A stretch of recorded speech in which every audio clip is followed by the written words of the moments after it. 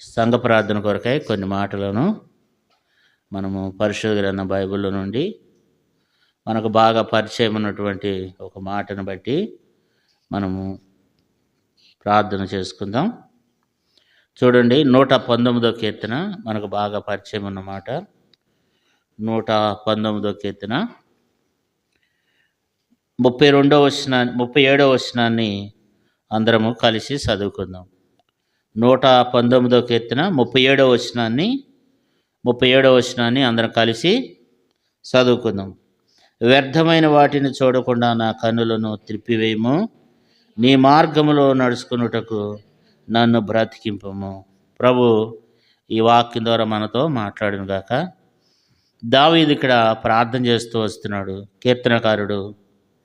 మరి ఇక్కడ తను చేస్తూ వచ్చినటువంటి ప్రార్థన ఏంటంటే, ప్రభా, వ్యర్థమైనటువంటి వాటిని చూడకుండా నా కన్నులను త్రిప్పివేయము, నీ మార్గంలో నడుచుకున్నటకు నన్ను బ్రతికించమని మరి దేవుని దగ్గర ప్రార్థన చేస్తూ వచ్చినాడు. లోకంలో చూసినట్లయితే వ్యర్థమైనటువంటివి ఎన్నో ఉన్నాయి.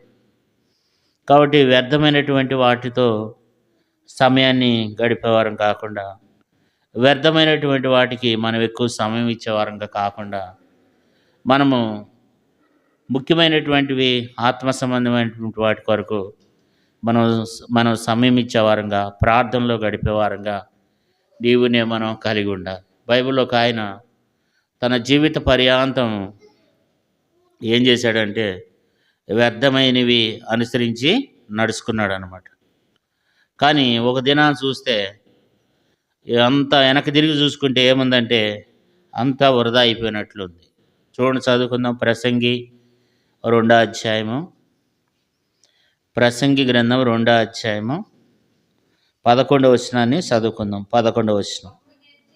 అప్పుడు నేను చేసిన పనులనియు వాటి కొరకై నేను పడిన ప్రయాసమంతయు నేను నిదానించి వేసింపగా అవన్నీ వ్యర్థమైనవిగాను, ఒకడు గాలికి ప్రయాసపడినట్లుగాను ఆగపడెను. సూర్యుని కింద లాభకరమైనది ఏదియో లేనట్టు నాకు కనపడింది. ఇక్కడ మనం చూస్తే అంత ప్రయాస. ఏ ప్రయాస ఇది? వ్యర్థ ప్రయాస. వ్యర్థమైన వాటి కొరకు తను ఎంతగానో ప్రయాసపడ్డాడు అనమాట. పనికిమాలి వాటి కొరకు ఎంతో ప్రయాసపడుతూ వచ్చినాడు. కాబట్టి 10వ వచనంలో ఏమంటాడు? నా కన్నులు ఆశించిన వాటిలో నేను దేనిని అవి చూడకుండా నేను అభ్యంతరం చేయలేదు, మరియు నా హృదయము నా పనులన్నిటిని బట్టి సంతోషింపగా సంతోషకరమైనది ఏది అనుభవించకుండా నేను నా హృదయమును నిర్బంధింపలేదు. ఇదే నా పనులన్నిటి వలన నాకు కలిగిన భాగ్యం. ఇక్కడ మనం చూస్తే ప్రతి వ్యర్థమైనవి చూశాడు, ప్రతి వ్యర్థమైనవి చేశాడు అనమాట. అంటే ఒక్క మాటలో చెప్పాలంటే పనికిమాలిన పనులన్నీ పర్ఫెక్ట్గా చేశాడనమాట. సొలొమోను ఏం చేశాడు? పనికిమాలిన పనులన్నీ కూడా ఎట్లా చేశాడు? పర్ఫెక్ట్గా చేశాడనమాట. కాబట్టి ఇప్పుడు ఏం చేశాడు? ఇప్పుడు వెనక తిరిగి చూసుకున్నాడు. వెనక తిరిగి చూస్తే ఏం కనపడుతుంది? అంత వ్యర్థమే. 11వ వచనం అందుకంటాడు, అప్పుడు నేను చేసిన పనులన్నీ వాటి కొరకు నేను పడిన ప్రయాసమంతయు నేను నిదానించి వివేచింపగా అన్నీ వ్యర్థమైనవిగాను, ఒకడు గాలికి ప్రయాసపడినట్లుగాను ఆగపడాను. అంత వేస్ట్ అని అంటున్నాడు. అంత కష్టపడ్డాను కానీ అదంతా కూడా ఏమైపోయిందంట?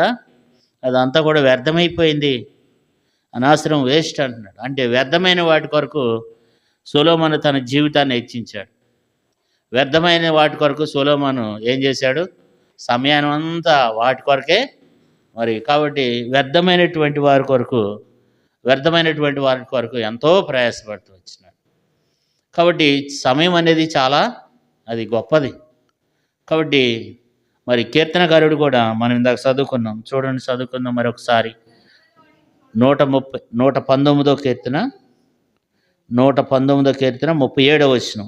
వ్యర్థమైన వాటిని చూడకుండా నా కన్నులు త్రిప్పివేయము, నీ మార్గములో నడుచుకున్నటకు నన్ను బ్రతికించము. వ్యర్థమైన వాటిని చూడొద్దయ్యా, నా కన్నులయ్యా, వ్యర్థమైనవి చూడకుండా నన్ను తిప్పివేయమని చెప్పి ప్రార్థన చేస్తూ వచ్చినాడు.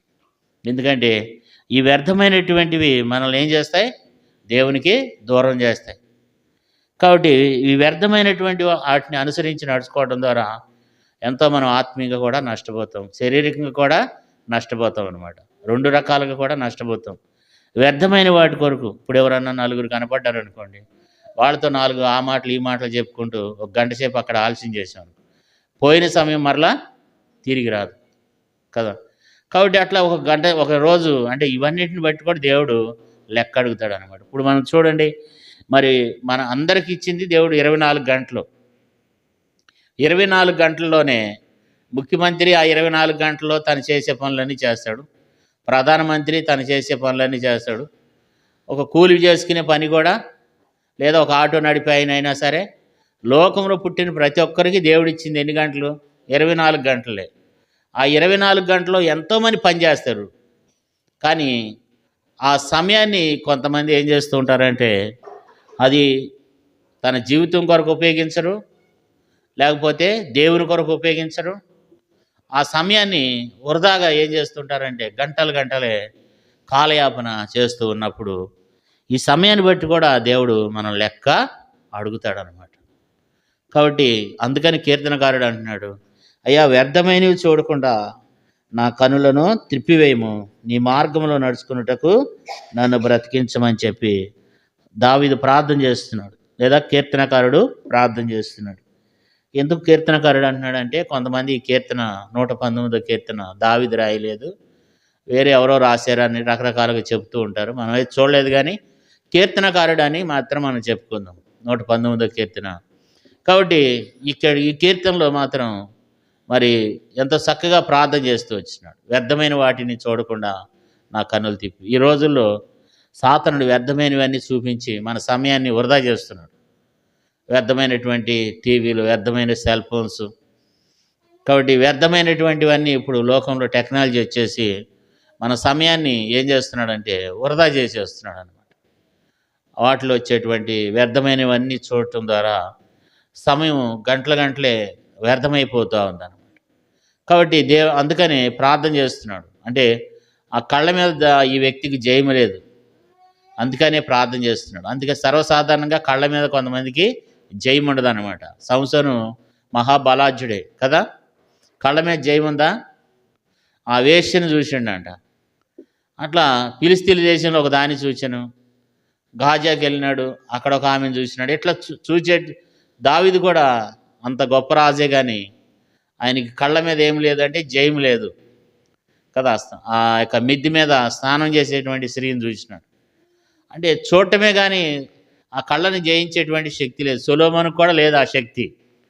అందుకని సొలొమోను ఏమంటున్నాడంటే, నేను చేసినవన్నీ, నేను చూసిన వాటిని అభ్యంతరం కలగజేయకుండా, నా కళ్ళకి ఏ ఆటంకం కలగజేయకుండా వ్యర్థమైనవన్నీ చూసేసాను. కాబట్టి ఇవన్నీ కూడా వ్యర్థమేని అంటున్నాడు. కాబట్టి మనం కూడా కళ్ళ మీద జయము లేకపోతే, మన కళ్ళు ప్రతి వ్యర్థమైనవన్నీ చూసి మరి మనం సమయం వృధా చేసుకున్నట్లయితే మనం కూడా ప్రార్థన చేయాలి. దావీదేమని ప్రార్థన చేశాడు?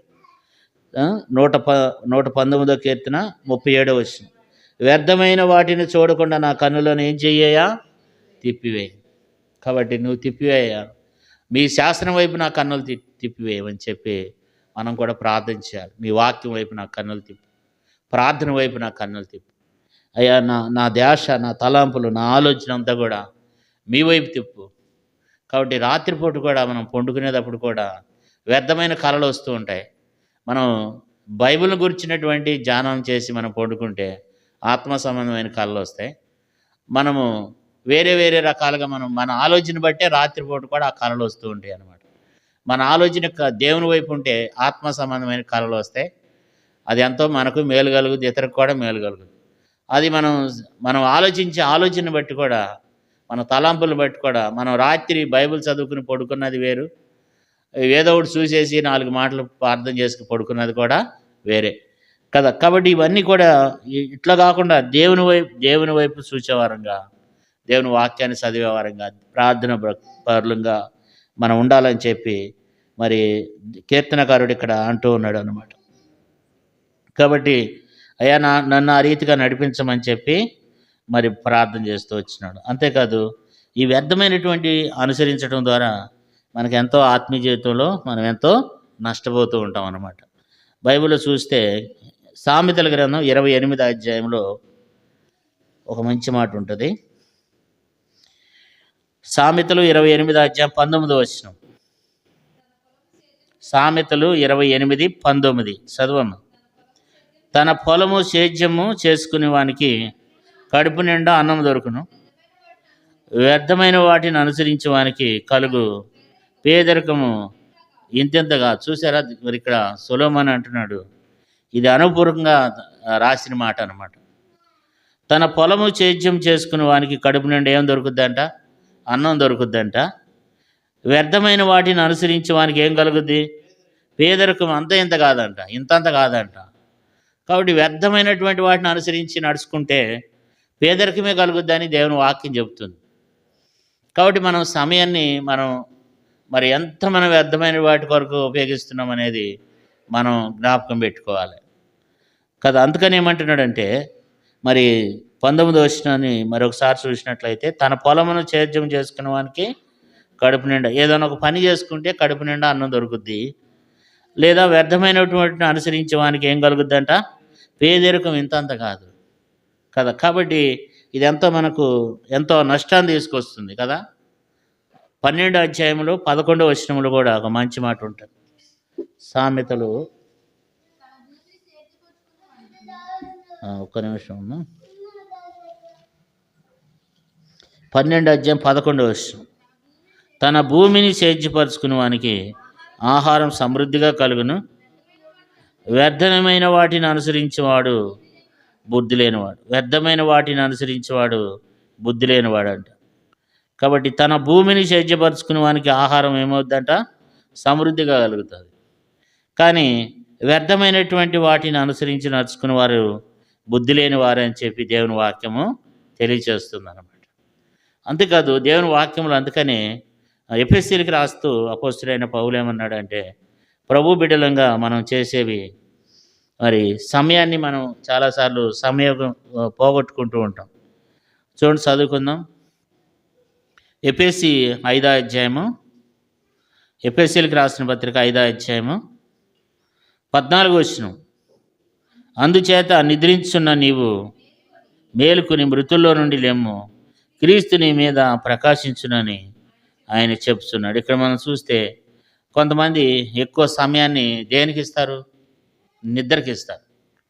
సర్వసాధారణంగా డాక్టర్లు ఏం చెప్తున్నారంటే, నిద్ర 6 గంటలు నిద్ర 6 గంటలు నిద్రపోవాలి.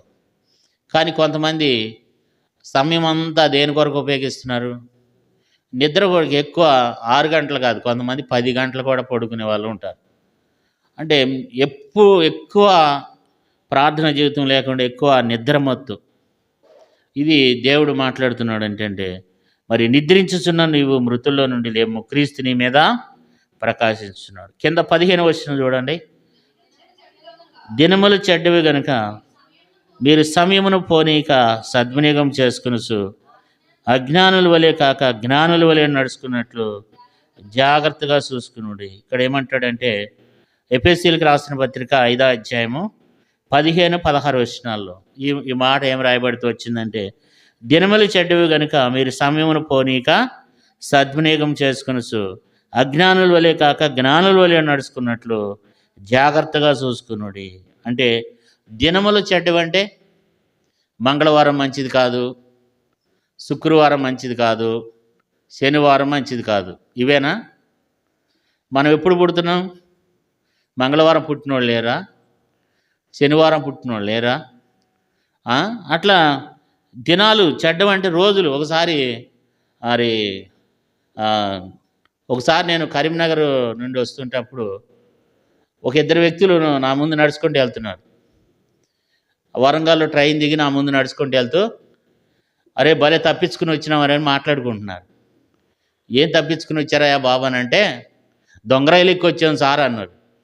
ఏం రైలు ఎక్కి వచ్చారంట? రైలు దొంగదా వీళ్ళు దొంగోళ్ళ? ఎవరు దొంగోళ్ళు? మనం దొంగోళ్ళం అయ్యి వాళ్ళు దొంగోళ్ళు అయ్యి రైలు దొంగదంట. మేము దొంగ రైలు ఎక్కి వచ్చాం సార్ అంట. ఇట్లా కొంతమంది ఏం చేస్తారంటే దినములు మంచివి కాదంట. దేవుని వాక్యంలో అదిగా చెప్పింది. దేవుడు ఏమంటాడంటే సమయాన్ని సద్వినియోగం చేసుకోనండి. దినములు చెడ్డవి, ఏ రోజు ఏం జరుగుతుందో తెలియదు. కాబట్టి సమయాన్ని మనం ఏం చేయాలంటే సద్వినియోగం చేసుకోవాలి. అమావాస్య రోజు మంచిది కాదు, ఆ రోజు మంచిది కాదు, బుధవారం రోజు మంచిది కాదు, మంగళవారం నాడు మంచిది కాదు. మంగళవారం అంట పులికాడ బయలుదేరదంట, వీళ్ళు చూసి వచ్చినట్టుగా. మంగళవారం రోజు ఏం బయలుదేరదంట? పులి కూడా బయలుదేరదంట. అంటే ఆ పులి ఎందుకు బయలుదేరదు? ఇదంతా మనుషులు ఏంటంటే సృష్టించుకున్నాం, మనమే సృష్టించుకున్నాం అనమాట. అన్ని దినములు దేవుడే పెట్టాడు కదా. శనివారం సృష్టించినప్పుడు ఆదివారాన్ని కలగజేసినప్పుడు చాలా మంచిది అన్నాడు. సోమవారం కలగజేసినప్పుడు కూడా మంచిదేనన్నాడు. మంగళవారం కూడా మంచిదేనన్నాడు. అట్లా దేవుడు ఒక్కొక్క దినాన్ని, దేవుడు 7 దినాలు సృష్టించినప్పుడు 7 దినాలను కూడా మంచిది అన్నాడు. కానీ ఇది మంచిది కాదని దేవుడు ఎక్కడ కూడా చెప్పలేదు. కాబట్టి మనం ఏం చేస్తున్నామంటే మనం అది చూస్తున్నాం అనమాట. దినములు చెడ్డవంటే లోకం పరిస్థితి ఎట్లుంది, సమయాన్ని మనం ఎందుకు వృధా చేసుకోవాలి? దినములు చెడ్డవి కనుక సమయాన్ని ఏం చేయకూడదంట? సద్వినియోగం చేసుకోకూడదు. కాబట్టి సమయాన్ని సద్వినియోగం చేసుకోవాలి. అందుకని ఇక్కడ మనం చూసినట్లయితే ఎఫెసీయులకు రాస్తూ, దినములు చెడ్డవి గనుక మీరు సమయమును పోనీక సద్వినియోగం చేసుకునొచ్చు, అజ్ఞానుల వలె కాక జ్ఞానుల వలె నడుచుకున్నట్లు జాగ్రత్తగా చూసుకునుడి అంటాడు కదా. అజ్ఞానులు ఏం చేస్తారంట? జ్ఞానులు ఏం చేస్తారు? సమయాన్ని సద్వినియోగం చేసుకుంటారు. అజ్ఞానులు ఏం చేస్తారు? సమయాన్ని వృధా చేసుకుంటూ ఉంటాం అన్నమాట కదా. నిలబడి నేనైనా అంటే కూర్చున్నా, ఎవరైనా ఆ సమయాన్ని ఎవరైతే వృధా చేసుకుంటారో వాళ్ళు జ్ఞానులు కాదు, వారెవరు? అజ్ఞానులు. కాబట్టి మనం చాలాసార్లు ఇప్పుడు కూడా చాలామంది ఎక్కడ ఉంటారు? ఇంటికాడ ఉంటారు. సమయాన్ని ఏం చేస్తూ ఉంటారు? దేవుని మందిరానికి వెళ్దామా అని ఉండదు, వ్యర్థమైన వాటిని చూస్తూ ఉంటారు అన్నమాట. కాబట్టి వ్యర్థమైనటువంటి వాటిని ఎక్కువ ప్రేమిస్తూ ఉంటారు, వ్యర్థమైన వాటిని ఎక్కువ చూస్తూ ఉంటారు అన్నమాట. కాబట్టి అలాంటివి కాకుండా దినములు చెడ్డవి. దేవుని ఇక్కడ వాక్యం ఏం చెప్తుందంటే, దినములు చెడ్డవి కనుక మీరు సమయమును పోనీక సద్వినియోగం చేసుకునొచ్చు, అజ్ఞానుల వలె కాక జ్ఞానుల వలె నడుచుకున్నట్లు జాగ్రత్తగా చూసుకునుడి. జ్ఞానం కలిగి నడుచుకోవాలి. రోజులు వృధా అయిపోతున్నాయి, సమయం వృధా చేసుకోకూడదు. మనం సమయం వృధా చేస్తున్నామని అంటే మనము జ్ఞానులను కాదు, మనం ఎవరమి? అజ్ఞానులు అన్నమాట. కాబట్టి దినములు చెడ్డవి అని చెప్పి దేవుని వాక్యంలో మనం చదువుకుంటున్నాం. కాబట్టి దినములు చెడ్డవి. అందుకని ఏమంటాడు చూడండి, కొలసీలకు రాసిన పత్రిక 4వ అధ్యాయము 5వ వచనం. కొలసి 4:5, సమయము పోనీక సద్వినియోగం చేసుకొనుచు సంగమునకు వెలుపటి వారి ఎడల జ్ఞానము కలిగి నడుచుకునుడి. ప్రతి మనుషునికి ఎలాగ ప్రత్యుత్తరం ఇవ్వాలనో అది మీకు తెలుసుకున్నటకై మీ సంభాషణ ఉప్పివేసినట్లు ఎల్లప్పుడూ రుచికలదుగాను కృపాసహితంగాను ఉండనీయుడి. ఇక్కడ సంఘానికి అలపట వారి ఎదుట ఏ రీతిగా నడుచుకోవాలి, ఏ రీతిగా జీవించాలి, దీన్ని ఆలోచించాలి. సంఘం వెలుపుట మన సాక్ష్యం ఎట్లుంది, మన జీవిత విధానం ఎట్లుంది. అందుకని సమయము పోనీక సద్వినియోగం చేసుకునుసు సంఘమునకు వెలుపటి వారి ఎడల జ్ఞానం కలిగి నడుచుకోవాలి అని చెప్తున్నాడు. కాబట్టి ప్రజలు ఎదుట జ్ఞానం కలిగి నడుచుకోవాలి. సమయాన్ని మనము వృధా చేసేవారంగా నీవునే మనం కలిగి ఉండకూడదని దేవుని వాక్యంలో చూస్తూ వస్తున్నాం. కాబట్టి చాలా పర్యాయములు మనం ఏం చేస్తూ ఉంటామంటే సమయాన్ని మరి వృధా చేసేస్తూ ఉంటాం అనమాట. ఎన్నో గంటలు వృధా అయిపోతాయి మన జీవితంలో. కొంతమంది ఏం చేస్తూ ఉంటారంటే ఎవడొచ్చి నాతో ముచ్చట్లు పెడతారా, ఎవడొచ్చి 4 మాటలు మాట్లాడతారా, లేకపోతే మనం వెళ్ళి వాళ్ళ దగ్గరికి వెళ్ళి 4 మాటలు, అంటే ఈరోజు ఎట్లా గడిచిపోవాలని చూస్తూ ఉంటాం. కానీ అట్లాంటి వారం కాకుండా మనం సమయాన్ని ఏం చేస్తూ ఉండాలంటే సమయాన్ని మనం సద్వినియోగం చేసుకునేటువంటి వారంగా, సమయాన్ని వినియోగించుకునే వారంగా నీవునే మనం కలిగి ఉండే వారంగా ఉండాలి. పేతురు ఏం చేస్తూ వచ్చినాడంటే ఆ యొక్క చూడండి 10వ అధ్యాయం అపొస్తలుల కార్యముల్లో పేతురికి కొంచెమే సమయం ఉందంట. ఆ సమయంలో ఏం చేశాడంటే అపొస్తలుల కార్యములు 10వ అధ్యాయము 9వ వచనం, మరునాడు వారు ప్రయాణమై పట్టణమునకు సమీపించినప్పుడు ఇంచుమించు 12 గంటల ఆయన పేతురు ప్రార్థన చేయటకు మిద్ది మీదకి ఎక్కాను. అతడు మిక్కిలి ఆకలి కొని భోజనం చేయగోరును. ఇంటివారు సిద్ధం చేసి ఉండగా అతడు పరవశుడై ఆకాశం తెరువబట 4 చెంగులు పెద్ద దుప్పటి వంటి ఒక ఒక విధమైన పాత్ర భూమి మీదకి దిగి వచ్చుట చూశాను.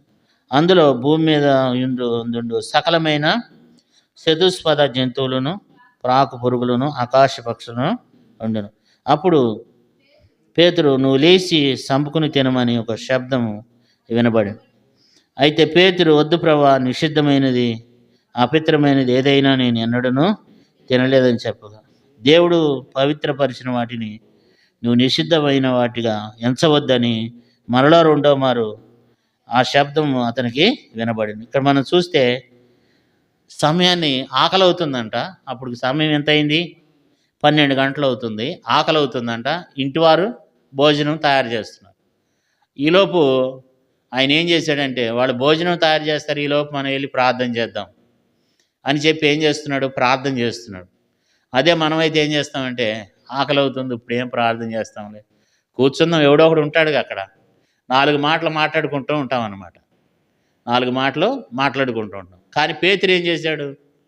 ఆ సమయాన్ని సద్వినియోగం చేసుకోవడం. అంటే కొంచెం సమయం దొరకగానే, ఈ సమయం ఎందుకు వృధా చేయాలి, అదేదో దేవునితో సహవాసం చేద్దాం, దేవుని దాని ద్వారా ఎంతో మేలు మన జీవితాల్లో కలుగుద్ది అనమాట. ఇప్పుడు ఏమైంది అని అంటే, సమయాన్ని పేతురు ఇక్కడ సమయాన్ని సద్వినియోగం చేశాడు. అక్కడ వంట వండుతున్నారు, వంట చేస్తూ ఉన్నారు, ఈయనకి ఆకలి అవుతుంది, అయినప్పుడు కూడా మిద్ది మీదకి ఎక్కి ప్రార్థన చేస్తున్నాడంట. వాళ్ళకి అయ్యేదాకా మనం ఏం చేద్దాం, వంట చేద్దాంలే అని చెప్పి కదా. కాబట్టి వంట చేయటం ద్వారా ఏం కలిగింది ఆయనకి? దేవుని స్వరాన్ని విన్నాడు, దైవ దర్శనం కలిగింది, జరగబోయే విషయాలు దేవుడు తనకు తెలియచేస్తూ వచ్చినాడు కదా. పరిశుద్ధాత్మ ద్వారా తనతో దేవుడు మాట్లాడుతూ వచ్చినాడు. ఎంతో మేలు కలిగింది కదా అక్కడ. పరిశుద్ధాత్మ ద్వారా తనకు మేలు కలిగింది. ధర్మశాస్త్రాన్ని గురించినటువంటి, దేవుని గురించినటువంటి మాటలు తన ఇంటూ వచ్చినాడు అన్నమాట. కాబట్టి దేవుని యొక్క స్వరాన్ని విన్నాడు. ఏవి నిషిద్ధమైనయో, ఏవి అంతగతం ఏమనుకుంటున్నాడంటే, ఒక యూదులు మాత్రమే పర్ఫెక్ట్ అనుకున్నాడు. తర్వాత ఇప్పుడు ఏమైంది? వాళ్ళు కూడా మనలాంటి వాళ్ళేనని తెలుసుకున్నాడు. అంతగతం తనకున్నటువంటి విధానం ఏంటంటే, ఒక యూదులు మాత్రమే పరిశుద్ధులు, ఇశ్రాయేలు మాత్రమే పరిశుద్ధులు, మిగతా వాళ్ళందరూ పాపులు అనే లెక్క. ఇప్పుడు దేవుడు ఏమంటున్నాడు? నువ్వు సమస్తమును సంపుకు తిని అందులో ఉన్నటువంటి వాటిని అన్నాడు. అంటే ఈ అపవిత్రమైనవి అంటున్నాడు. దేవుడు ఏమంటున్నాడంటే, అవి అపవిత్రమైనది కాదు, అందరూ మంచి వాళ్ళే, అందరూ పరిశుద్ధులే, దేవుడు సృష్టించిన వాటిని నువ్వెందుకు అంటే ఇవి కొర్నేలు గురించి దేవుడు మాట్లాడుతున్నాడు అనమాట. కాబట్టి ఇవన్నీ తనకు తెలిసింది. కారణం ఏంటంటే, తను దేవుని గురించినటువంటి మాటలు తను తెలుసుకున్నాడు. దేవుడు తనతో మాట్లాడుతూ వచ్చినాడు, దేవుని స్వరాన్ని విన్నాడు, దర్శనాన్ని చూశాడు కదా. ఒక దుప్పటి ఆకాశం నుండి కిందకు వచ్చిందంట. దేవుని యొక్క స్వరం వినపడుతుంది, పేతురు పేతురు అని కదా. దేవుని స్వరాన్ని విన్నాడు. తర్వాత మరి ఏది పరిశుద్ధమైనదో ఏది పరిశుద్ధం కాదనే విషయం తెలిసింది. తర్వాత అక్కడికి వెళ్ళి నిలబడితే, ఎక్కడ? కొర్నేలు ఇంటికి వెళ్తే, కొర్నేలు ఏం చేశాడంటే, బంధువుల్ని, వాళ్ళ స్నేహితులను అందరిని పిలిపించుకుని వచ్చినాడు. అక్కడ గ్రొక్కుడికి లాగా అయిపోయింది. మరి అక్కడికి వెళ్ళిన తర్వాత ఏం చెప్పాలి? ఇవన్నీ తెలిసినాయి అనమాట. ఇవి రక్షణ గురించినటువంటి సువార్త పేతురు చెప్తాడు అనమాట. కారణం ఏంటంటే, ఈ సమయాన్ని మనం కూడా ఏం చేయాలంటే, మనం దాన్ని సద్వినియోగం చేసుకోవాలి. కొంచెం సమయం దొరకగానే పేతురు వలె మనం ప్రార్థించేవారంగా, పేతురు వలె మొరపెట్టేవారంగా. పేతురు ఏం చేస్తూ వచ్చినాడు? కొంచెం సమయాన్ని ఉపయోగించుకున్నాడు. ఈ సమయం ఎందుకు పోవాలి? ఈ సమయం వాళ్ళ దగ్గరికి వెళ్ళి 4 మాటలు, వీళ్ళ దగ్గరికి వెళ్ళి 4 మాటలు ఎందుకు చెప్పుకోవాలి? లేకపోతే వ్యర్థమైన ఎందుకు చూస్తూ ఉండాలి? కాబట్టి ఈ సమయంలో మనం ప్రార్థన చేద్దామని చెప్పి పేతురు ఏం చేశాడు? ప్రార్థన చేస్తున్నాడు. కాబట్టి మనం కూడా సమయాన్ని కొన్నిసార్లు మనం ప్రయాణాల్లో ఉన్నప్పుడు కూడా, బస్సులో వెళ్తున్నాం అనుకోండి, అప్పుడు కూడా సమయాన్ని వృధా చేసి ఇయర్ ఫోన్స్ ఒకటి పెట్టుకుని ఆ సెల్ ఫోన్లో ఏదో ఒకటి చెత్తా చెదారం వింటూ వెళ్ళిపోతూ ఉంటాం. బైబిల్ వెళ్ళేటప్పుడు కూడా ఒక చిన్న బైబిల్ ఒకటి పెట్టుకుని చదువుకుంటూ వెళ్ళొచ్చు, చదువుకుంటూ రావచ్చు. అంటే దేవుళ్ళు ఎదగడానికి, ఆత్మీయంగా ఎదగడానికి, దేవునితో సహవాసం చేయడానికి ఎన్నో రకాలైనటువంటి అవకాశాలు ఉన్నప్పుడు కూడా మనం వాటన్నిటిని కూడా ఏం చేస్తున్నాం? ఈ రోజుల్లో చిన్నది ప్యాకెట్ బైబిల్స్ వచ్చేసినాయి. కాబట్టి చిన్న చిన్న బైబిళ్ళు వచ్చేసినాయి. అలాంటివి పట్టుకున్నా, లేకపోతే ఏదైనా భక్తులైనటువంటి వారి యొక్క బుక్స్ ఉన్నాయి, అవి చదువుకుంటూ వెళ్ళవచ్చు. అట్లా మనం సమయం దొరికినప్పుడు బైబిల్ చదువుకోవటం, లేకపోతే సమయం దొరికినప్పుడు ప్రార్థన చేయటం, సంఘం కొరకు, మన కొరకు, నీ కొరకు వ్యక్తిగతంగా, నీ కుటుంబం కొరకు ప్రార్థన చేసుకోవటం, ఇవన్నీ చేయటం ద్వారా మనం కూడా ఒక స్వరాన్ని వింటాం కదా, ఒక దర్శనాన్ని చూస్తాం కదా, లేకపోతే జరగబోయే విషయాలు దేవుడు మనకు తెలియచేస్తాడు కదా, లేకపోతే దేవుడు కొన్నిటి నుంచి కొన్ని సమస్యల నుంచి మనల్ని విడుదల చేస్తాడు, కొన్ని ఇబ్బందుల నుంచి దేవుడు మనల్ని విడిపిస్తాడు కదా. ఇట్లా మనం దాన్ని గ్రహించుకోము. మనం ఏం చేస్తూ ఉంటామంటే సమయాన్ని గంటలు ఎవరైనా వచ్చి కూర్చున్నారనుకోండి, గంటలే సమయాన్ని హెచ్చించి గంటలే మనం ఆ సమయాన్ని మనం పాడు చేసుకుంటాం అనమాట. ఈరోజు దేవుడు నీ జీవితంలో ఒక 3 గంటల సమయం పోయింది అనుకోండి, ఆ 3 గంటలు ఎక్కడికి వస్తుంది కదా. ఎక్కువ ఆ సమయం వృధాగా పోయినట్లే, మన జీవితంలో నుండి ఆ సమయం అనేది వృధాగా పోయినట్లే. వేస్ట్గా మనం మన జీవితాన్ని అట్లా పాడు చేసుకోకుండా మనం మన సమయాన్ని దేవుని కొరకు మనం ఇచ్చేవారంగా మనం కలిగి ఉండాలని దేవుడు కోరుకుంటున్నాడు. దేవుడి వాక్యం ద్వారా మనతో మాట్లాడి సహాయం చేయనుగాక. మరి వ్యర్థమైనటువంటి వాటిని